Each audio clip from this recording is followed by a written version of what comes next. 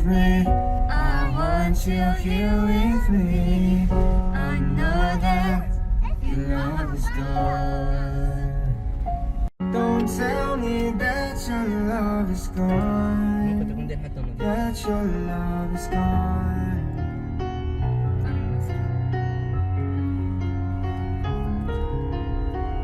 Don't tell me that your love is gone.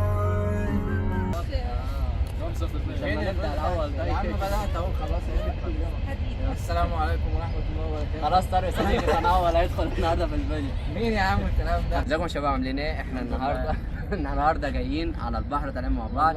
معانا اخويا طارق طبعا اللي هو اقترح لنا بارك ارينا اللي احنا صورنا فيه فيديو قبل كده، اللي هو احد الاصدقاء المصريين، وطبعا دكتور معتز معانا، فاحنا جايين ننبسط النهارده مع بعض. اسكت يا ابني. دكتور معتز وطارق. ما انت تلميذ. مهندس طارق. ما حبيتش IT. اقربها يا اخي. يا جماعة يعني القط دي ولا نبدا جايين؟ تاني؟ لا احنا مكمل يعني. لا. وطبعا ما ننساش الباشمهندس طارق طبعا يعني بس عشان انت البساط عملت كنت احمدي أصلاً؟ يعني. بس يا عم انا مش شرط هقدر. أي حاجة.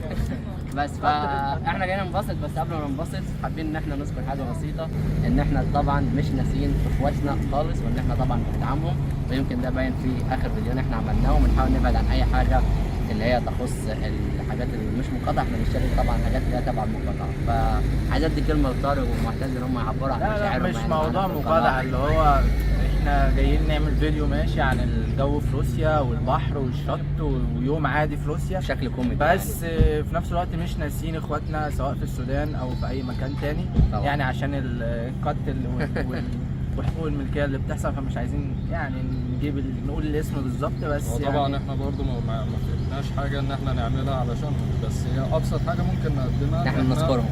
نقاطع كلنا المنتجات. ندعمهم. هي ده اهم حاجه، ان احنا نقاطع المنتجات لان دي بتدعم الناس اللي هي بتقتل في اخوانها. دي اقل حاجه ممكن نقدمها لهم، وهي حاجه بتفرق.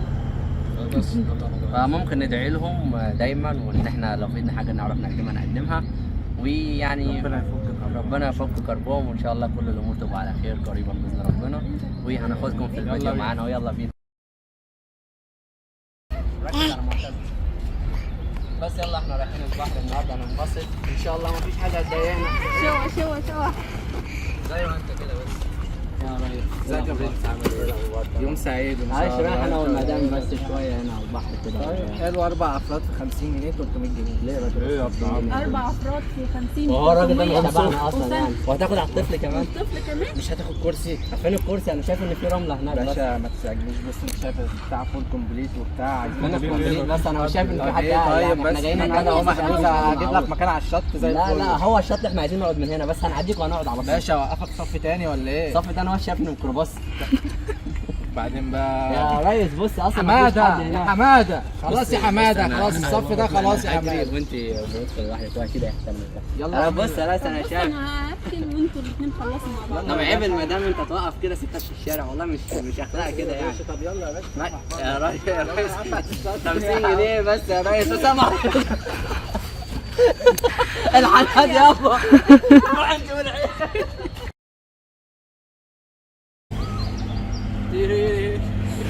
يوم شمس. يوم شمس كده يوم شمس. البحر هنا واسع من غير ما حد يقول لنا هات 50 جنيه يا عم. يا راجل انا لسه موجود على فكره. انت لسه ما جيتش البيت. طب هندخل من فين؟ هو ببلاش بس ملوش منزل. ممكن ندخل من هنا.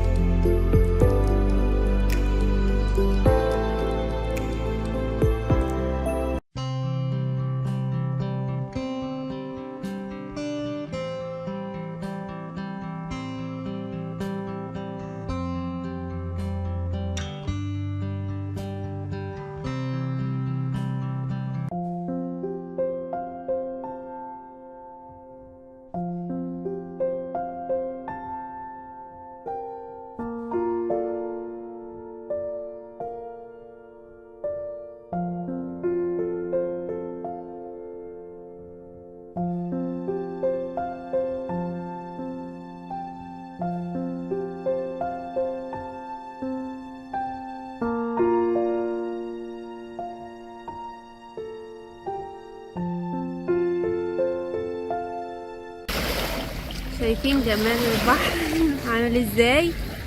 I'm in love with this scene. شايفين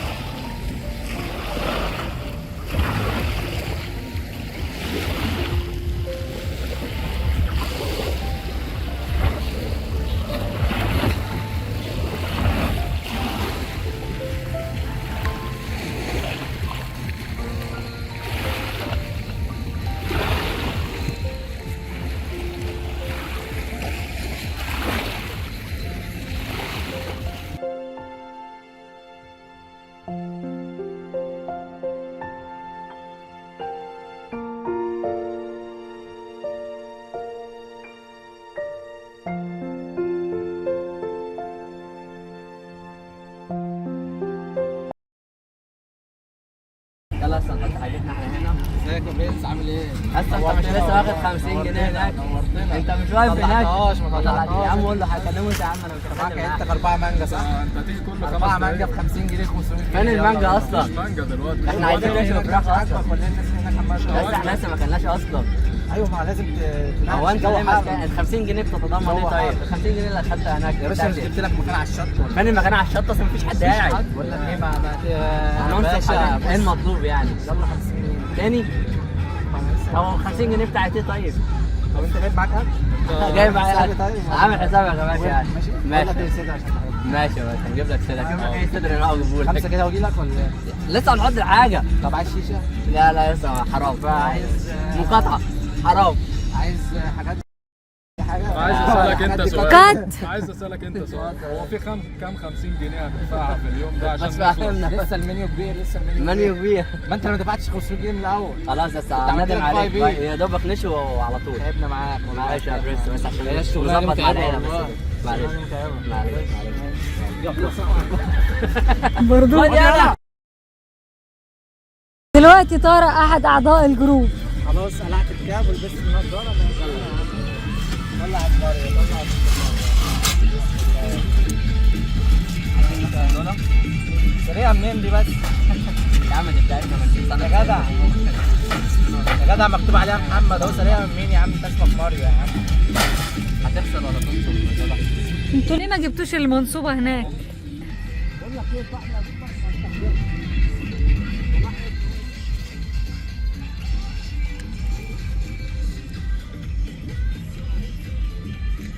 وهنا الحلوة يا جماعة ان احنا بنلاقي شواية منصوبة عادي جدا. فول اوبشنز. خد رايح فين؟ هاتهم. والتانية ماريو جابها. الناس بتيجي تشوي، هي غالبا دي رخيصة يا ماريو. طيب الناس فعلا بتيجي تشوي وتسيبها انت جايب وتمشي. 5 كيلو فراخ؟ ايوه جايب 5 كيلو فراخ. احنا ورانا ياخد الفراخ. دي بتاعتك لو سمحت يعني. دي بتاعتك دي احنا يا معتز فكتها. فكيتها. عادي عادي تتركب. المهم طب عايزين الشوايه بقى. شواية ايه؟ الشوايه اللي هناكل بيها. اهي اهي. اغسلها بقى. يا معتز. عايز تنقلها ليه؟ مساحه عادي. خلاص تمام. هنفتح نطلع الفحم هنا وهنا. خلاص يعني ايه اطلع الفحم؟ حط هنا وهنا عشان يجيبوا مره واحده. ايه رايك؟ خلاص سيبها انا ومعتز هتتفك. سيبها. لا لا هي مش هتتفك. ليه تطلب؟ عادي حط ولع عليه. حط ولع عليه يا ابني.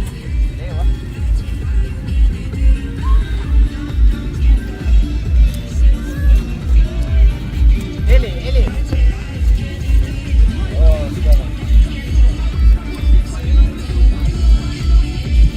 لو راح اغسل.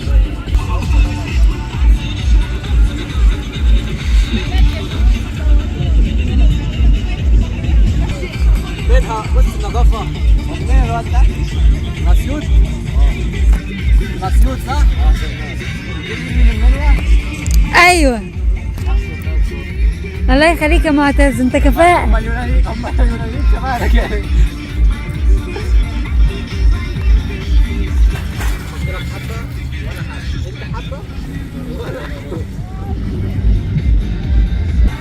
شارينه منين بس؟ شاريينه يا ابني. طب بكام؟ لا ما انا مش بكام يا مريم؟ كام؟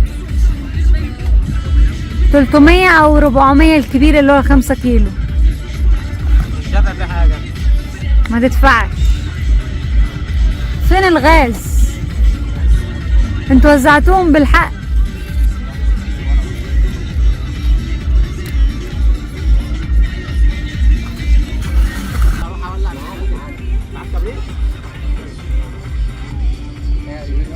دي طريقه الادغال عندنا في الصحراء في البيت. ولع النار.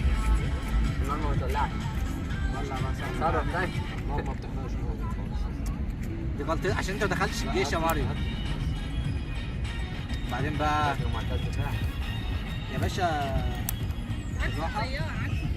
فين الطيارة أصلا؟ يا ريت طيارة النهاردة. السعر بالساعة. بس دي طريقه الجيش بقى بعد. دي طريقة استخدام داخل المحيط كل واحد. والله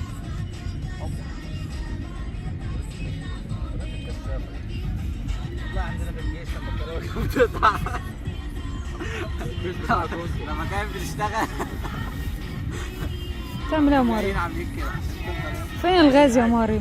لا جايبين غالي. اشرح لنا يا طارق ايه الطريقة؟ خلاص بقى الزبده فلوس هناك اهو. زيت؟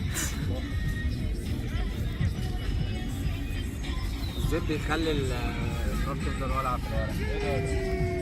في الورق؟ شفت؟ مش حاربك في الحاجه. ما شربتش احرمني يا عم. احرمني يا اخي. ما شربتش منها. مش كتير. وفر يا ابني. وبعدين حلوين كده. خش هتجيب.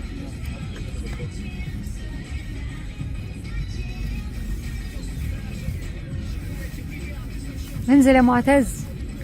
انت طويل على الكدر. انزل تحت.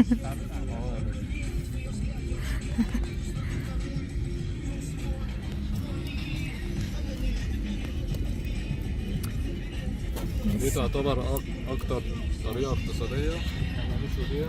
بزيت. زيت خالص ولا في اي حاجة. الفيديو ده كده عليه بلس 18.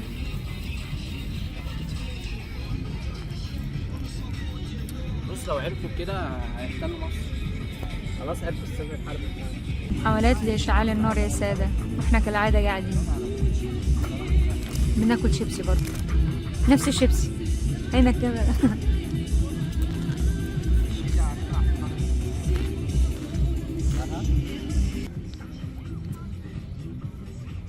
انا طبعا ما عملش اي حاجه. دي تتعمل هناك يا عم. استغفر الله استغفر الله. الله اكبر. قول بسم الله. ولا سحر ولا شعوذه. هنروح هناك تاني يا لولو. سيبها يا جدعان. سيبها مولع شويه بامانه. يعني لازم تتساب متولع شويه بعدين تهوي لما تطفي. ماريو كده هو عمال هو مش راضي. انا عمال اجمعهم عشان دي طارق ودي لماريو ومعتز الاثنين. بتاعته بتولع من الهواء اللي انا بقوله. يا جماعه سبسكرايب ولايك عشان نجيب مايكات. لو تتوقع ان بتاعتي هي اللي هتعمل الاول حط لايك. لو تتوقع بتاعة طارق حط. ما بلاش كده مش هيحط اللايك. معتز فعل الجرس. يبقى اعملوا الثلاثه يا جماعه. اللي معاه ماريو دي كبيره، عايزين واحده زيها. افرشهم انت يا طارق بقى وببدا هوي. طارق حط عندك الفراخ الاول. عشان انت جعانه. مش انا بحب الفراخ.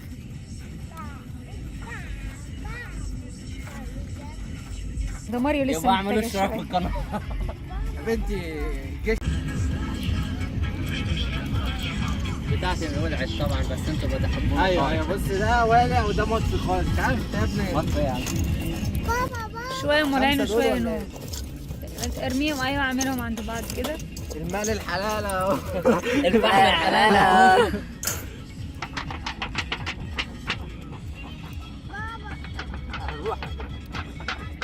سامع البتاع بتاعنا ده. سيبها لغايه اول ما تطلع معاك ورقه فين السبيكر بتاعنا؟ لا مش معايا. سيبها كده بص. طلعها ورقه. لا احنا هنحط عروس على البتاع. وريهم الفراخ عشان هي اللي عاملاها. ورا انا ست الكل. واكتبي ورانا. على فكره انا بعملها احسن من كده، مش عارف انا التتبيله دي جايبينها منين.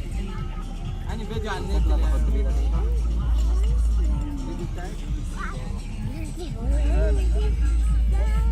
لا كده احنا مش هناكل، انت حطها قدام شويه عشان نحط كتير يعني نفرفها. ايوه كده بالظبط. ثانيه بقى عكس. انزل يا طارق. ايوه زي ما الرمل الرمل ما يعرفش يوقفها.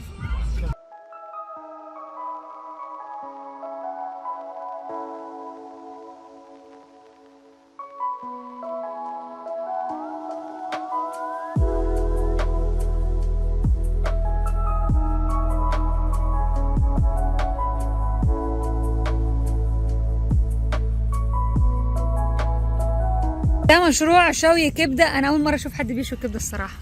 هي كبده تتشوي؟ كبده جملي. الكبده دي صح. مصطفى الطوخي. انا ضد. بقول لك يا عم الطوخي 5 جنيه 4 قطع.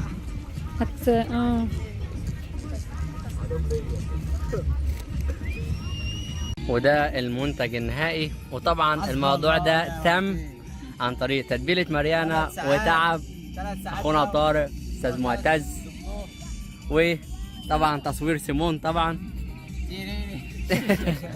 وهناكل، ونتمنى رحلتنا تكون بسطتكم. يلا بقى عشان نموت.